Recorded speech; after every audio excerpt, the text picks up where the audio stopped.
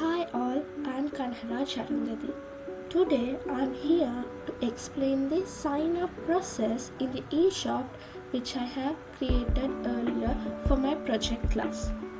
So in this site you can see the text fields and the buttons I have designed before. This is the first name, last name, email, password, mobile, gender, the sign up button, and if the user has already created the account, he or she can click on this button and direct to the sign in page. Firstly, we will look on our codes. So this is the sign up code. First, I have given the text create new account, and then there's a div which is used to get the alerts, that means the errors if the user insert false data. And then comes the first name.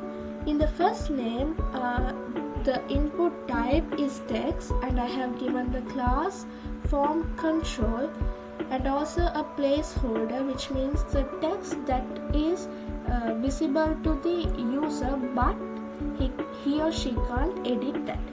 And then the ID. This ID is used to program the particular input field. And next, the last name.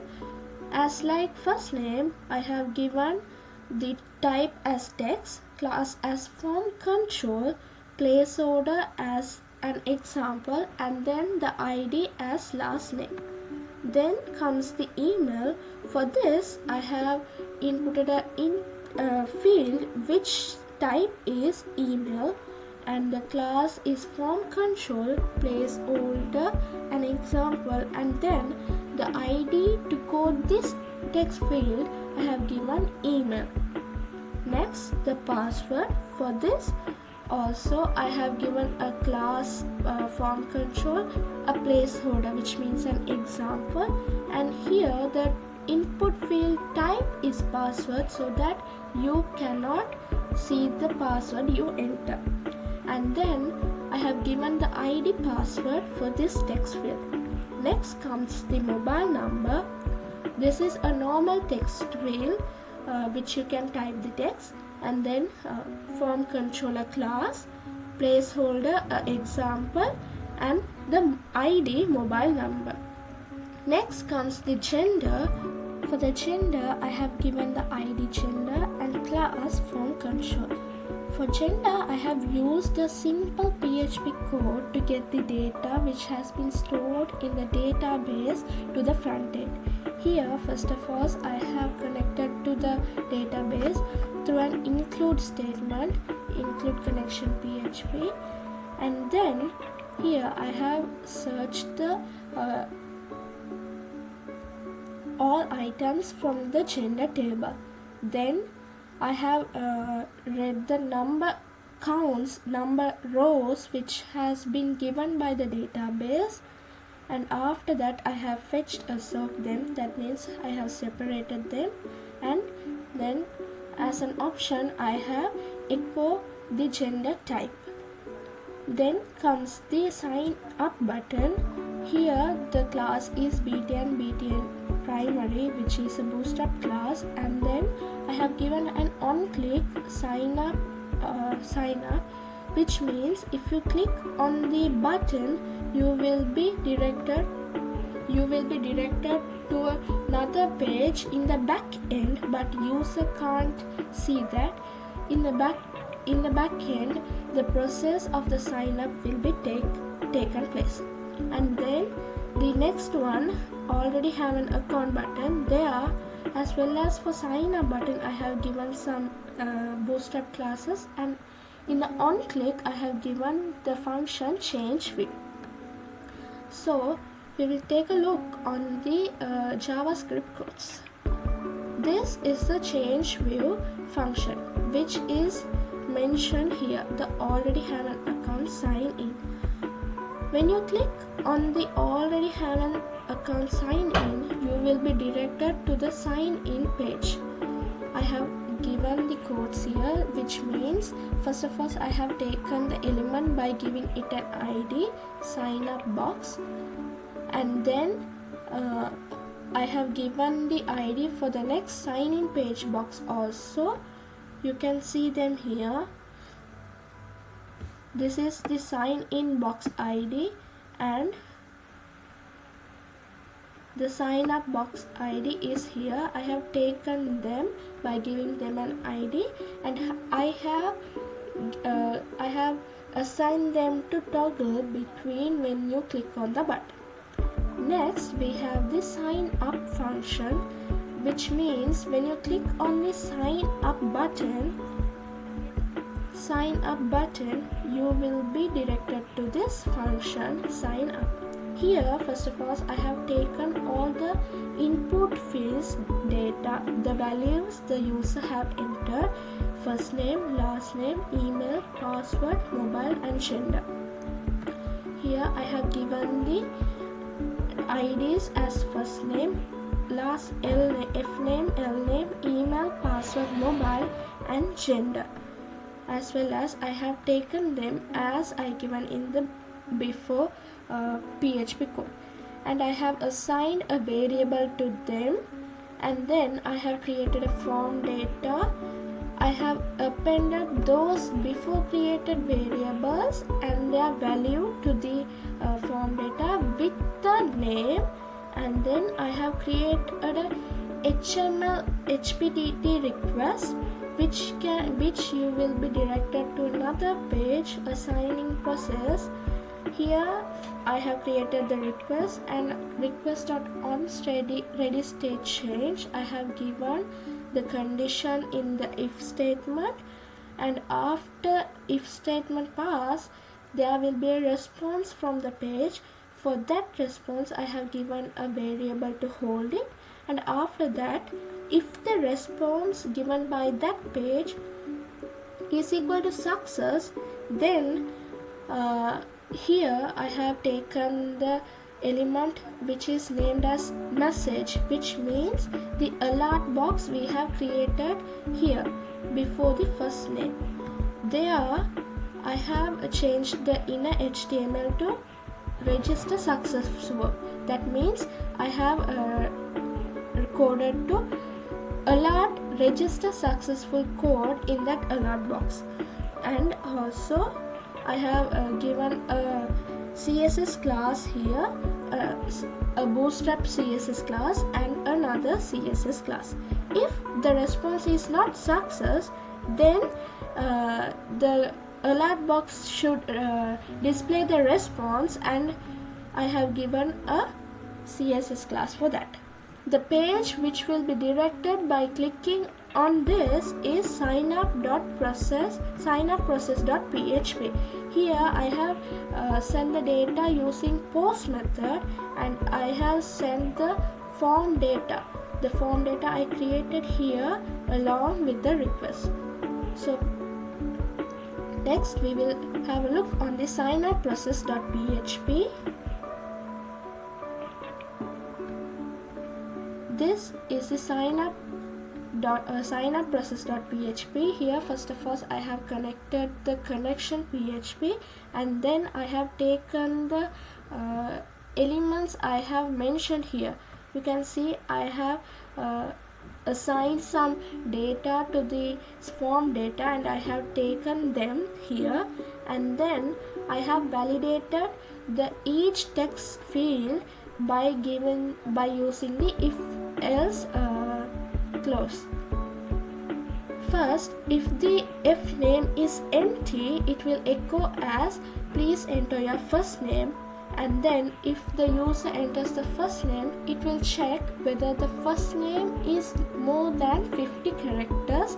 If it is, then it will alert as first name should contain lower than 50 characters, and then if the condition is done, it will move to the next if else, which means it checks the last name text field. If it is empty, it will alert as please enter your last name. As before, it will also check whether the last name contains 50 characters or more than that, and then it will alert. After that, it will check the email field.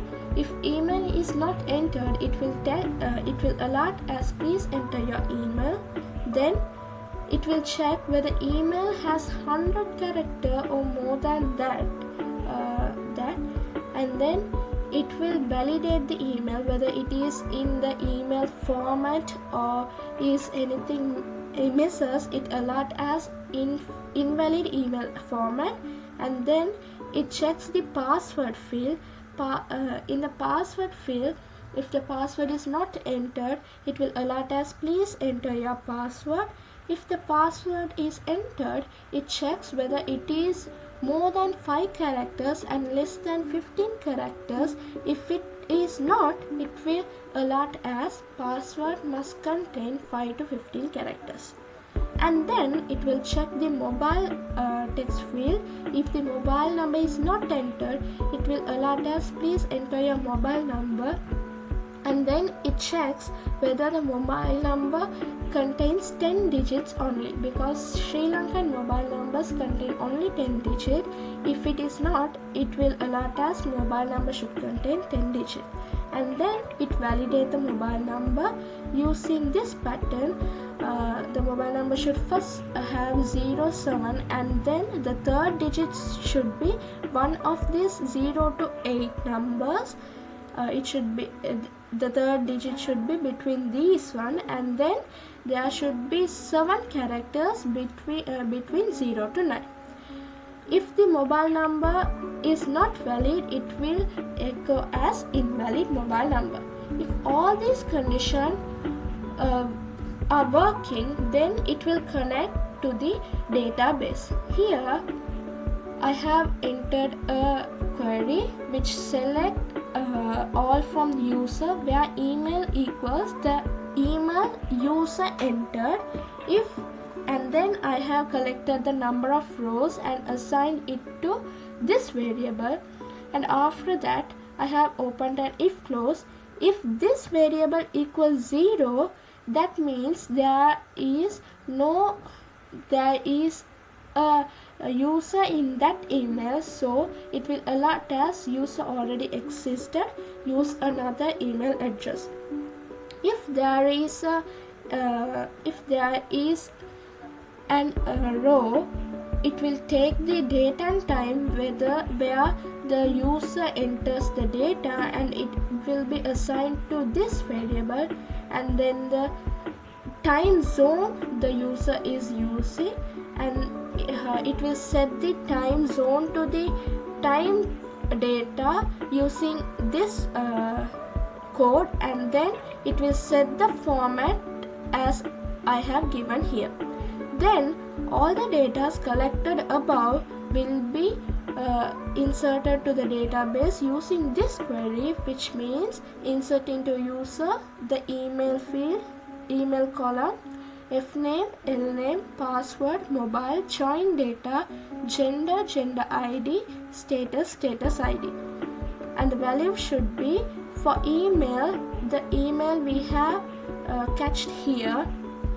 Likewise, the fname, lname, password, mobile, data, gender, and the status of the user. Then if all entered into the database successfully, it will echo as success. If it is echo as success, it returns to the JavaScript, and this if column will work. We'll enter some data and see. I haven't entered any data, and I am clicking on this sign up button, so you will get the alert as please enter your first name. So I am entering the first name,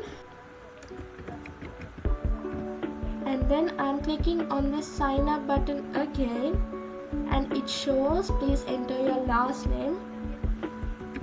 So I am entering the last name, and then I am clicking on the sign up button. It asks us to enter the email address. We'll see whether the email is entered correctly or not. I'll miss the @ character and entering the mail address and clicking on the sign up. It says it is invalid email format, so I'm entering the @ character here, and here I'm using 3 digits as a password, and I'm clicking on the sign up button. So it alerts us password must contain 5 to 15 characters. So I'm entering 2 more characters, and now it skips to the next one. It asks us to enter the mobile number. So for here, first of all, I'm entering a false mobile number to see whether the alert is working or not. I'm entering 11 digits here and clicking on the sign up button. It says the mobile number should contain 10 digits, so I am removing 1 digit and clicking on the sign up button again, and it says invalid mobile number. So now we should enter a valid mobile number.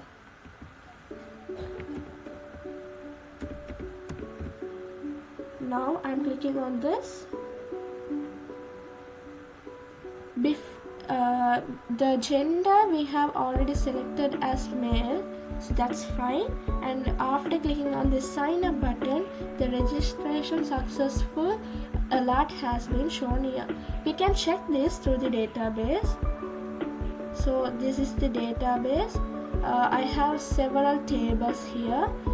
Clicking on the user table, you can see the data I have entered now: sahan@gmail.com, first name Sahan, last name Pereira, and the password 12345, and the mobile number I have entered, and the date and time that the user joined.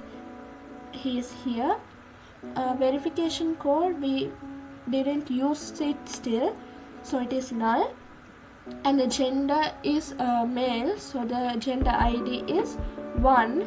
And here the user is active, so the user ID is 1. This is how the sign up process is working. I'll meet you in a next video. Thank you.